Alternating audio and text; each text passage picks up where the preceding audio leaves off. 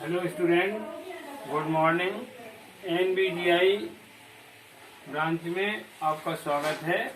मैं SB inter college संत पूरनदास नगर उन्नाव से रामराज सिंह यादव, कक्षा 10 हिंदी माध्यम, विषय सामाजिक विषय भूगोल अर्थशास्त्र। आज भूगोल में पाठ 4 कृषि के बारे में चर्चा करेंगे।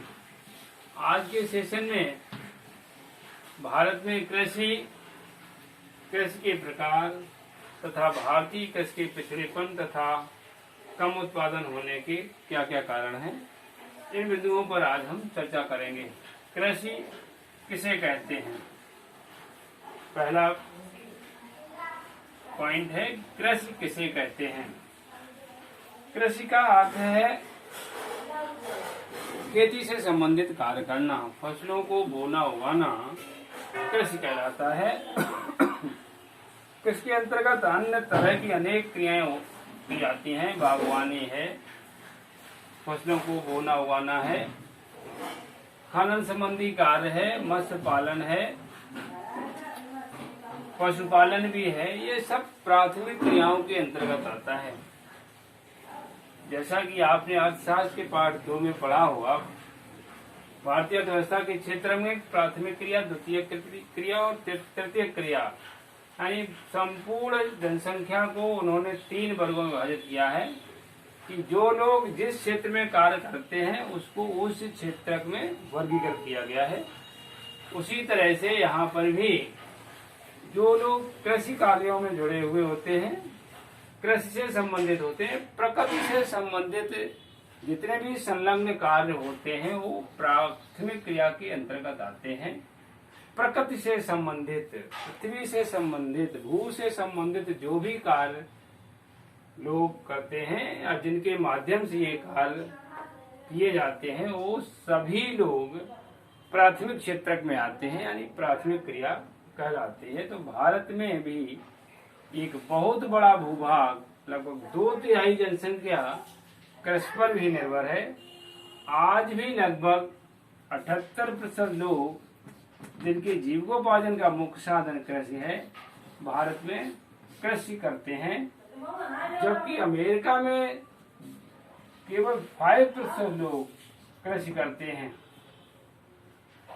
कई दुनिया में ऐसे देश हैं जो विभिन्न क्षेत्रों में अपने लोग दूसरे क्षेत्रों में संलग्न हैं, लेकिन भारत में अभी भी बहुत बड़ी आबादी जो एक पैतृक व्यवसाय के साथ जुड़ी हुई है, अपनी उसी कार्य को अपना लेती है, बड़ी ही सहजता से उस कार्य को कर लेती है, क्योंकि बचपन से ही उसे इस कार्य क्षेत्र में काफी जानकारी होती है, उसे अनुभव होता है।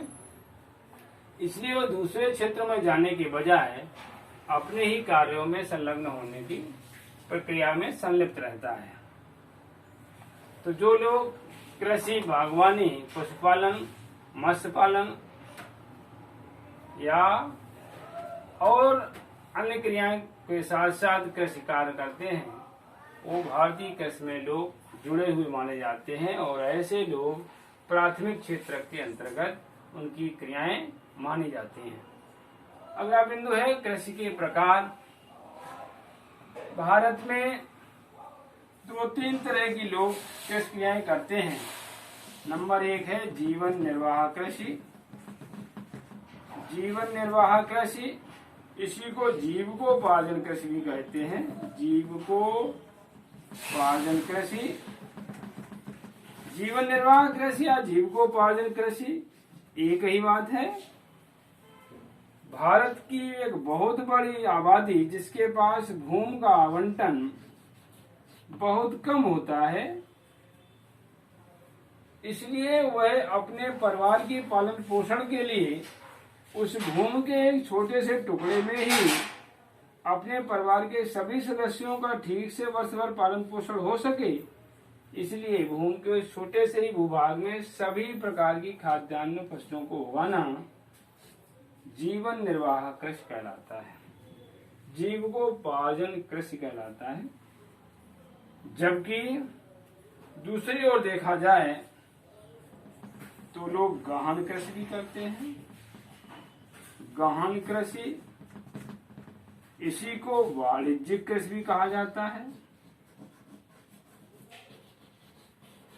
कहने का तात्पर्य बच्चों कि जिन लोगों के पास भूमि का आवंटन अपने परिवार के पालन पोषण की अपेक्षा ज्यादा है, ऐसे लोग एक बहुत बड़े भूभाग पर विविध प्रकार की फसलों को उगाते और बोते हैं, जिनको वे मार्केट में विक्रय कर एक बहुत बड़ा मूल्य प्राप्त करते हैं।